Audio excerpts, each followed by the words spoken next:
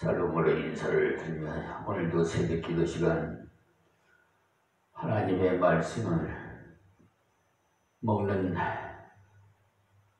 아주 복된 시간이 돌아왔습니다. 마태복음 강해설교로 이제 24장으로 넘어갑니다. 24장은요 말세에 있을 징조와 성도의 그 자세를 교훈해 주시는 말씀입니다.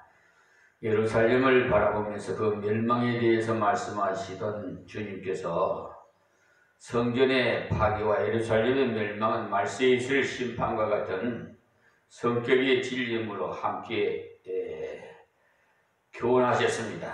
주의 성도는 마지막 때에 관한 교훈을 잘 살펴서 언제나 당황하지 마시고 주의 강림을 기다리면서 성실하게 주의 뜻을 따라서 증거의 삶을 살아야 됩니다. 우리는 예수님의 편지가 되어야 되고 향기가 되어야 됩니다. 자, 그러면 성경 요점을 먼저 말씀드리겠어요. 24장에 대한 1절에서 14절까지는 제자들의 질문을 통해서 마지막 때에 관한 징조를 말씀하십니다. 그러니까 1절에서 2절의 말씀은 제자들이 보이는 건물에 대해서 관심을 나타낼 때 예수께서 성전 건물의 그 철저한 파괴될 것을 예언하셨어요. 그리고 3절에는 주님께 제자들은 종말적인 성격을 띈 예루살렘의 그 멸망과 주의 재림에 대해서 징조를 가르쳐 주시기를 간청하게 되면 자신들의 무지와 무능을 인정하였기 때문이깁니다. 저 역시도 무지하고 무능한 이 비천의 미만의 종입니다. 그러나 하나님께서 들어서시니 얼마나 감사한지 모릅니다. 그러니 제가 하는 것이 아니라 하나님께서 이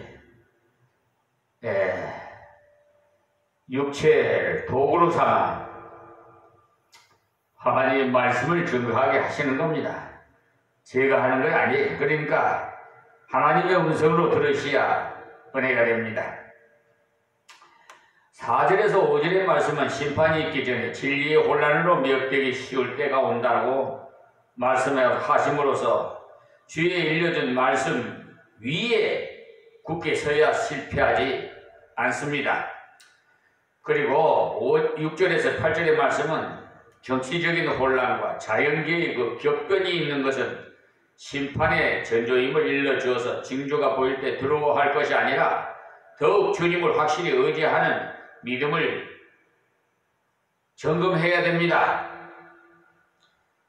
지금은 우리나라가 얼마나 정치적으로 혼란스럽습니까? 전 윤석열 대통령이 경영 혼란으로 지금 경제 지표도 마이너스 성장이고 지금 제일 하위에 외국 투자자들이 다 떠나가버린 주식을 막 돈을 다 떼가버린 혼란스러운데 무슨 투자하겠습니까 여러분? 어제도 여러분 그 대선에 출마한 분들 토론회를 잠깐 보다가 말았습니다만 참 다들 말들은 잘하더라고요. 그런데 실질적으로 그런 능력이 있는지 나 거의 의문스러워요.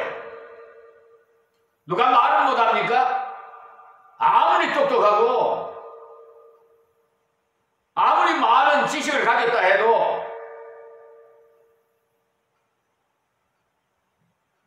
하나님께서 능력 주시지 않으면 이 나라를 지킬 수가 없어요.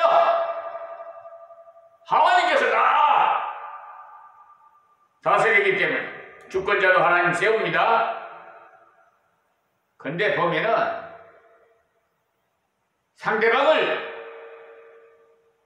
저격하는 완전히 그런 거는 안 좋아요. 정책을 토론하고 앞으로 어떻게 하겠습니다. 예, 국민 앞에 이렇게 약속을 해야지, 공약을. 근데 공약을 해놓고도 또 실질적으로 대통령 되면은 또 무슨 이유로 뭐 어쩌고 저쩌고 해야 하던데, 그것이 사람이 계획을 세워서도 그 길을 인도해 주시는 분은 여호와 하나님이시여. 그래서 하나님을 의지하지 않으면, 하나님의 조정을 받지 않으면 여러분 아무것도 못해요. 여러분이 잘나서, 여러분이 똑똑해서, 여러분이 이 세상에 사는 줄 압니까? 하나님께서 은혜 주시니까 그 앞에 사랑으로 보호해 주시니까 우리가 여기 이 땅에서 생명을 보존하고 살아가고 있지.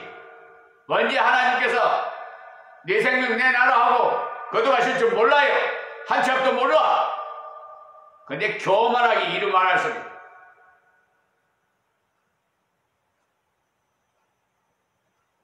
교만은 패망의 선봉이야.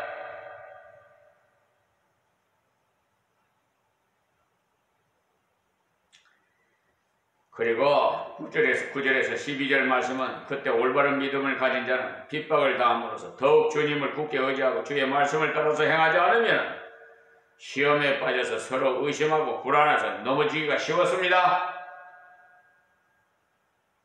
13절에서 14절 말씀은 주의 말씀을 따라서 바로 믿는 자는 고난을 참으며 증거의 사명을 다할 때 주의 강림을 기쁘게 맞이할 수가 있습니다. 여러분, 그리고 15절에서 31절까지 말씀은 예루살렘 멸망 때나 주의 재림 때를 올바르게 기다리는 자의 주의할 점을 가르쳐주고 있어요. 15절에 보면 어려울 때일수록 말씀의 주의에서 하나님 말씀의 본 뜻을 제대로 좀 알아서 참목자를 만나 좀 기울이세요. 생활 속에 적용해야 되고, 그날에는 육신적인 것은 미련을 갖지 마세요. 말씀을 따라서 순종하는 일에 전력을 기울여야 환난을 이길 수가 있어요. 그 말씀이 16절에서 18절이에요. 그리고 물건이나 땅 위에 다른 것은 버릴 수 있으나 생명을 버릴 수는 없으므로 잉태한 자나 어린아이를 가진 자는 큰 고통이 있습니다. 그러므로 모든 것을 감당할 수 있도록 미리 기도해서 준비하세요. 19절에서 22절에 말씀에 가장 혼돈하기 쉬운 것이 그리스도를 사모하는 자들에게 영적인 요소가 있어 보이면서도 유혹하는 거짓 선지자. 지금 얼마나 우후죽순이 많습니까? 그런 자들에게 유혹당하지 마세요. 참으로 불쌍한 백성들, 이런 말할 수 없어요. 옳은 소리 하는 데는 싫어해요. 저 역시도 어릴 때 성장하면서 부모 밑에서 옳은 소리 하면 듣기 싫더라고. 솔직한 고백 드리는 거예요. 여러분, 그런데 장성에서 말하는데 듣겠어요? 어린애일 때도 그런 마음이 드는데, 자기 양심을 하면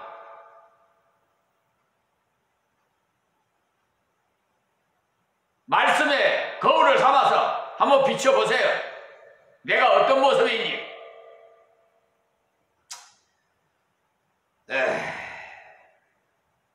이 거짓 선지자들 때문에 여러분 혼란스러워가지고 참목자를 만나기가 참 힘들어요. 29절에서 31절 말씀은 큰 심판의 징조가 보일 때 세상은 통곡하나 주의 백성은 기쁨으로 어디서나 주를 배우게 하십니다. 그리고 32절에서 51절까지는 마지막 때의 징조가 나타날수록 자기의 맡은 일을 진실하게 감당하면서 기다려야 한다는 말씀이에요. 그러므로 징조가 보이면 더욱 깨어서 하나님 말씀을 의지하고 철두철미하게 하나님의 역사는 말씀을 따라 이루시기 때문입니다. 32절에서 35절 말씀이에요. 그리고 헛된 호기심을 따라서 재림의 날짜나 시간을 계산하지 마시고 하나님에 의지하고 세속에 물들지 않도록 주의하십시오. 36절에서 37절 말씀이 그리고 노아의 때도 심판의 때문으로 주 오실 때도 비슷한 현상이 일어납니다. 즉 세상 즐거움에 취해 있을 때 갑자기 심판이 와요. 지금 얼마나 향락 경제 지표가 마이너스 성장인데도요. 거리에 나가보니까 아주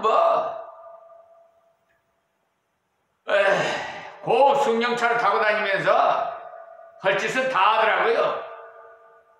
빈부격차가 너무 심해. 이게 왜 이래졌어요?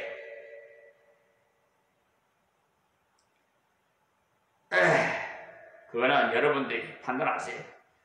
자, 38절에서 44절까지 말씀은 노아의 때도 심판의 때이므로 주 오실 때 비슷한 현상이 일어난다고 제가 말씀드렸어요.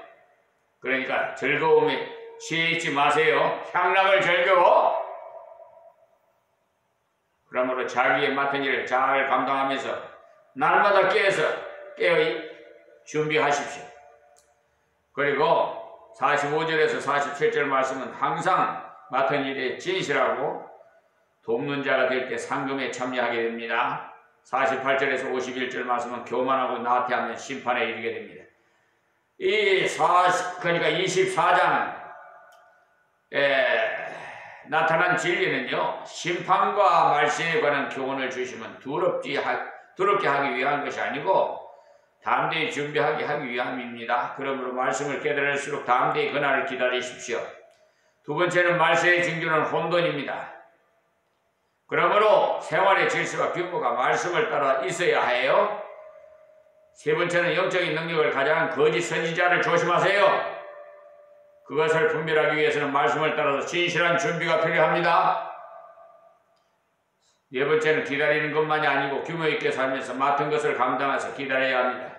그러면은 24장의 서론으로 들어갑니다. 24장은 작은 계시록이라는 별명을 붙이기도 합니다. 말세에 대한 그런 교훈이 간단하면서도 조직적으로 기록되어 있기 때문에 말세에 관한 교훈이 구약에서는 다니엘서의 일부분에 나타나 있고 신약에서는 계시록 전체인 데살로니가 전후서에서 재림론이 기록되어 있어요. 말세론을 배울 때 주의해야 하는 것은 공포를 느끼면서 걱정하는 자세가 되면 안 됩니다. 이 교훈을 주신 목적이 그런 것이 아닙니다. 그러니까 말세론은 잘못 이해해서 두려워하는 경우가 있는데 말세론을 가르쳐 주시는 이유는 말세 때 심판의 때고 환란의 때문에서 두려워하기 쉽기 때문에 그런 어려운 때이지만은 말씀을 붙잡고 걸어가면 넉넉히 이기니까 두려워하지 마세요. 그래서 격려를 위한 것입니다. 혹시 말세론을 배울 때 무서워서 어찌할까 하는 그런 생각만 들거들라 잘못 배운 줄로 알면 됩니다. 가르치는 사람이 교훈의 초점을 잘못 맞춰놓아 가르쳤기 때문에 그래요. 불꽃 같은 눈으로 해주세요. 살피신다는 말씀도 우리를 심판하기 위해서 들여다보신다는 말씀이 아닙니다. 주님의 권능의 눈으로 하나님의 자녀를 살피시면서 세상을 다스리는 것을 교훈하시기 위한 겁니다.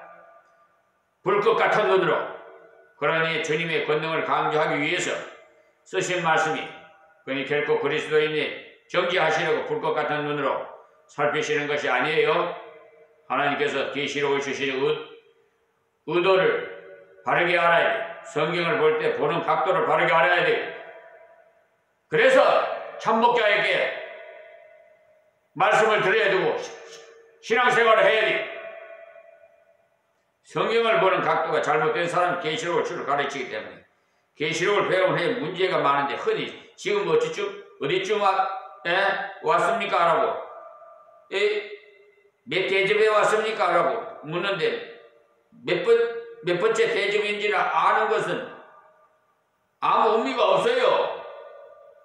그것을 계산하라고 하나님께서 말씀하신 것이 아니기 때문에 몇 대접째 어느 정점에 왔더라도 문제 될 것이 하나도 없어요. 전능하신 주님이 우리를 지키시니까 말입니다. 그러므로 24장 이게 말씀을 살펴보면 말세에 있을 징조를 먼저 말씀하셔서 그러냐 이런 징조를 보는 성도는 어떤 자세로 마지막 때를 이겨나가야 하는지 알게 하기 위해서 기록한 것입니다. 너무 두려워하지 마세요. 그 두려운 마음이 생기면 그건 잘못된 거예요. 이 교훈을 주신 동기가 어디에 있느냐 하면 앞에서 37절에서 예수님께서 예루살렘아 예루살렘아 라고 하시면서 예루살렘을 보시며 안타까운 절규를 하시고 제자들을 데리고 예루살렘으로 들어가셨어요. 제자들이 예루살렘에 있는 성전에 올라다 보니까 굉장했어요. 요한복음 2장 19절에 보시면 예수께서 대답하여 가라사대 너희가 이 성전을 헐라 내가 사흘 동안에 일으키리라. 유대인이 가로되 이 성전은 46년 동안에 지었을거늘 네가 3일 동안에 일으키겠느냐 하더라 하고 되어 있어요. 헤롯 왕이 왕의 재력으로 46년 동안을 지은 성전이니까 어느 정도의 건물이라는 것이 대강 짐작이 갈 것입니다. 46년간 지었지만 완공이 덜 된 상태였으니까 무지무지하게 크고 굉장했다는 것을 알 수가 있어요. 그래서 제자들이 예수님 이 성전이 대단하지요. 참으로 아름답습니다라고 하면서 감탄했을 때 예수님께서 돌 하나도 돌 위에 남지 않고 다 무너진다라고 하시니까 제자들이 깜짝 놀라갖고 이 성전이 무너질 그때가 언제입니까? 라고 또 주에 임하실 때의 징조가 무엇입니까? 라고 물었어요. 예수님께서 말씀하신 걸 가만히 살펴보면 복합적으로 교훈이 되어 있는데 역사도 이중적으로 보이는 것이 있어요. 주 70년에 예루살렘이 멸망을 당했는데요. 예루살렘이 멸망을 당할 것에 대한 예언도 여기에 나오고 말세에 예수님이 재림하실 때의 내용도 여기서 나와요. 그것이 바로 말씀의 복합성이에요.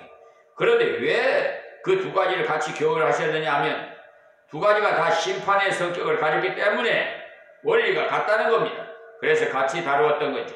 그러니까 예루살렘을 바라보면서 그 멸망에 대해서 말씀하시던 주님께서 성전의 파괴, 예루살렘의 멸망은 말세에 있을 심판에 같은 성격의 진리임으로 함께 교훈하신 거예요. 그러니까 주의 성도는 마지막 때에 관한 교훈을 잘 살펴서 언제나 당황하지 마시고 주의 강림을 기다리면서 성실하게 주의 뜻을 따라서 증거의 삶을 사십시오. 예수님께서 이런 교훈을 주신 것은 결코 무서워하면 두려워하라고 주신 말씀이 아니에요. 그러니까 전도할 때도 이 말씀을 주로 경고의 말씀으로 사용하게 돼요.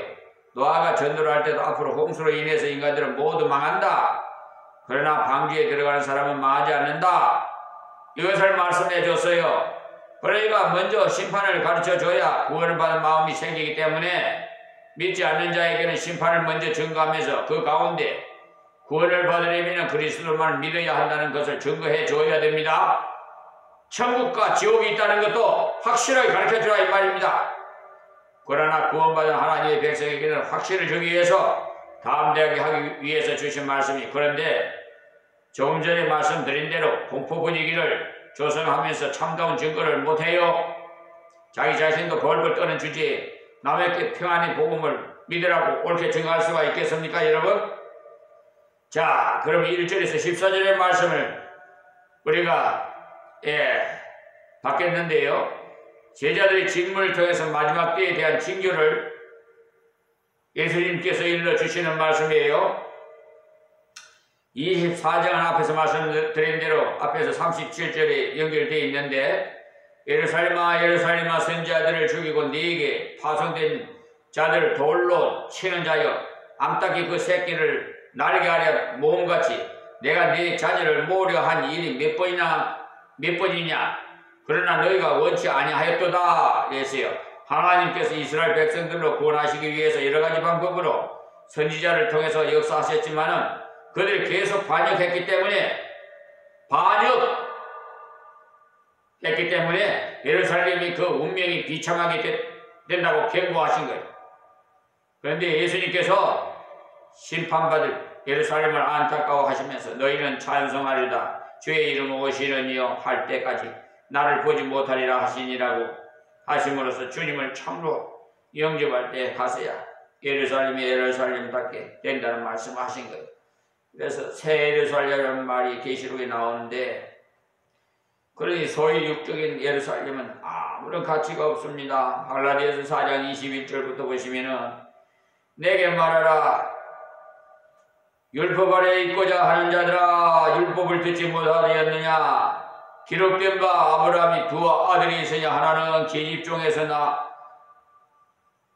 쪽에서 하나는 자유하는 여자에게서 낳다 하였으니 계집 쪽에게서는 육체를 따라 낳고 자유하는 여자에게서는 약속으로 말미암았느니라. 이것은 비유니 이 여자들은 두 언약이라. 하나는 신의 산으로부터 종을 낳은 자니 곧 하가라. 이 하가는 아라비아에 있는 신의 산으로 지금 있는 예루살렘과 같은 데니 저가 그 자녀들로 더불어 종노를 하라 이렇게 하고라고 하셨어요.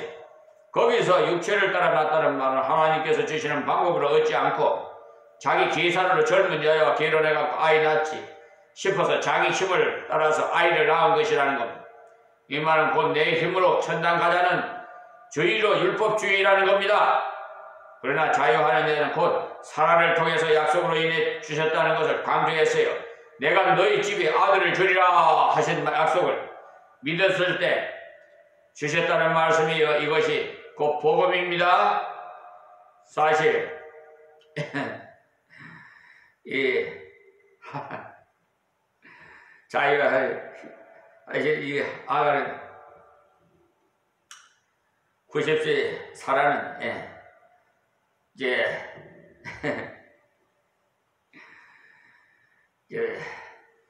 천사가 와서 말할 때 비웃었죠. 웃어서 아이고 내가 경수가 다 끊어졌는데 무슨 얘기를 하는. 그리고 제가 이제 하나님 말씀 그 창세기를 보는데 정말 참 그 창세기뿐만 아니라 66권 전체를 봐도요. 하여튼 설교하기가 좀 난감한 곳이 있어요. 그런 것도 있어요. 근데 어찌할 수 없죠. 한 절도 빠뜨리지 말고 이렇게 강의 설교를 하라고 하니까 해야지 뭐 어떻게 합니까? 좋은 것만 뽑아가지고 할 수가 없어요. 지금 있는 예루살렘 같은 데니란 그때 당시 예루살렘에는 율법주의가 가득 찼다 이 말입니다. 그러니까 육적인 예루살렘은 하나님의 약속과는 아무 관계가 없어요. 그러나 오직 위에 있는 예루살렘은 자유자니 곧 우리 어민이라고 했죠. 위에 있는 예루살렘은 천국을 말합니다. 그 때문에 땅에 있는 예루살렘을 강조하면 안 됩니다. 여러분, 이스라엘 땅이나 이스라엘의 예루살렘이 대단한 줄로 여기지 마세요. 그것은 하나님의 계시를 주신 장소로 사용하신 그것 때문에 우리에게 친근미가 있는 것뿐이지 땅 자체가 대단하고 또 거기 가서 기도하면 더 잘 들어주시는 것도 없어요. 그런데 어떤 분은 요단강물을 떠다가 세례를 주고 큰 의미가 있는 것처럼 떠드는 분도 있는데 참 아이러니해요. 이제 본문으로 들어가서 생각해서 보도록 하겠습니다. 1절에 예수께서 성전에서 나와서 가실 때 제자들이 성전 건물들을 가리켜 보이려고 나오니 성전 건물이 워낙 거창하고 아름다웠기 때문에 예수님 저 성전 한번 보십시오. 너무 아름답죠? 라는 식으로 감탄하였다는 말입니다. 주님이 주신 말씀의 그 핵심을 알아듣지 못하니까 이게요, 커뮤니케이션을 이렇게 서로 대화를 해버리면 말이 안 통하는 사람이 있어요. 나는 동을 말하는 저는 서를 알아듣는 게 참으로.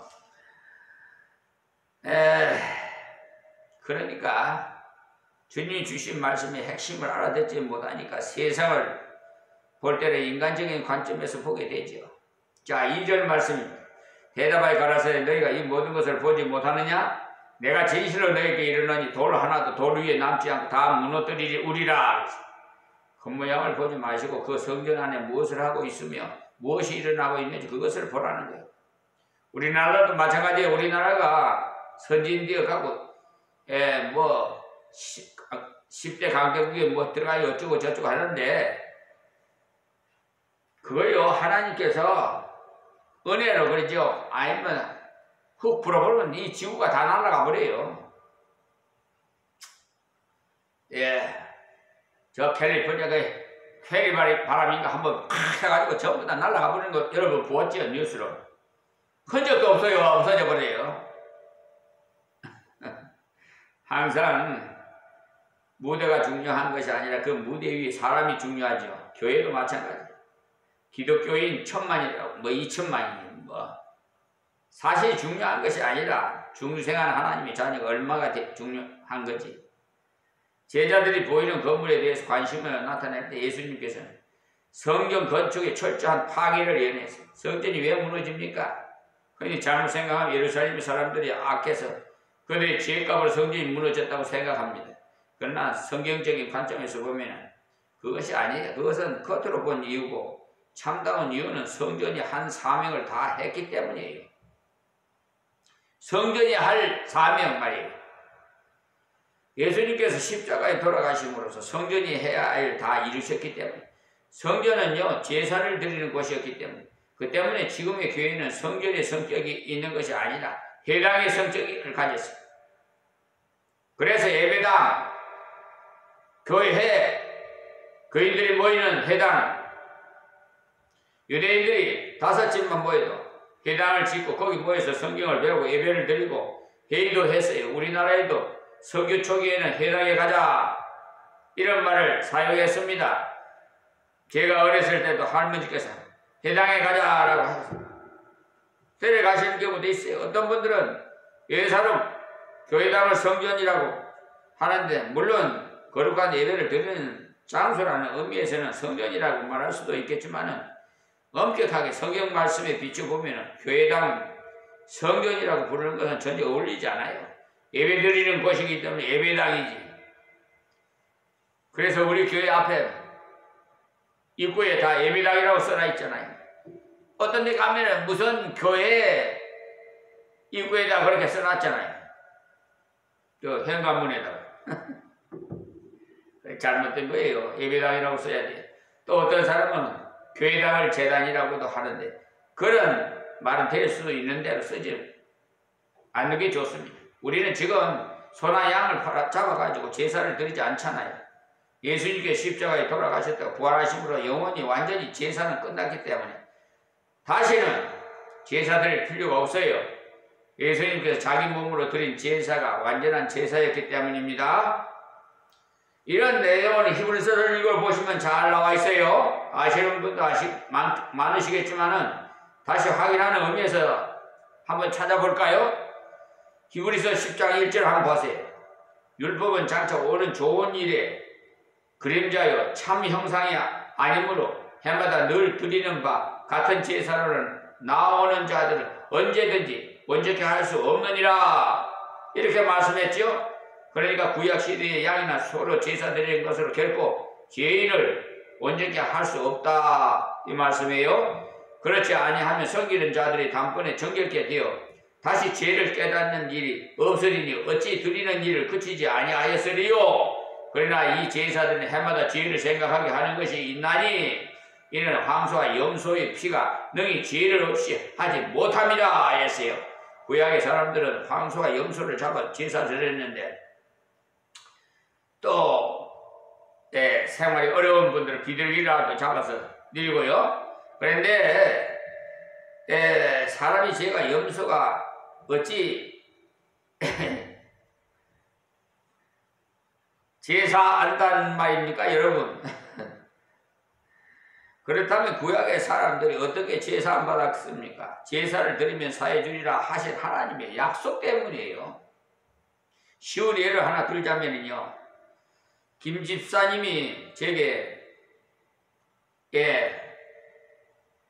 그러니까 1억을 빚을 졌는데 도저히 갚을 능력이 없어요. 보다 못한 제가 집사님 댁마당에 좋은 돌이 하나 있는데 그것을 우리 집에 가져오십시오. 그래 하면은 1억을 탕감해 드리겠습니다 라고 했다고 합시다. 그 돌이 1억 가치가 있어서 탕감되는 것이 아니라 제가 약속했기 때문에 그 돌을 가져오면 약속대로 증서를 찢어버리고 빚을 완전히 탕감해 드립니다. 그와 같은 것이 구약의 제사예요. 황소와 염소의 피가 사람의 죄를 사할 수 있는 권능이 있는 것이 아니라 하나님의 약속 때문에 구원을 받는 것이죠. 유월절날 문설주에 양의 피를 발라놓은 것도 피를 보면 내가 넘어가리라 하나님의 약속 때문에 구원이 있는 거예요. 그러나 신약의 예수님의 보혈은 피 자체가 온 세상 인류의 모든 죄를 다 사하신 능력이 있어요. 예수님은 하나님의 아들이시기 때문에. 요에서 2장 2절 말씀을 참고하세요. 또 히브리서 10장 10절부터 보시면 이 뜻을 쫓아 예수 그리스도의 몸을 단번에 들이심으로 말미암아 우리가 거룩함을 얻어놓으라고 했어요. 또 시간이 다 됐으니까 다음 시간에 이어서 말씀드리겠습니다. 하나님 고맙고 감사합니다. 오늘 새벽에도 말씀을 증거해 사오니 아버지여 복받을 자는 말씀을 귀를 기울이고 듣게 하여 주시옵시고 이방인들도 다 어디를 갈지 모르고 방황하는 저 영혼들을 불쌍히 여기시고 구원해 주시고 이 나라 이 백성 보호해 주시옵소서. 남북이 갈려있는 이 땅에 하나님이여 은혜를 베풀어 주시사 평화 통일이 이루어지게 하여 주옵소서. 예수님의 이름으로 기도합니다. 아멘. 할렐루야.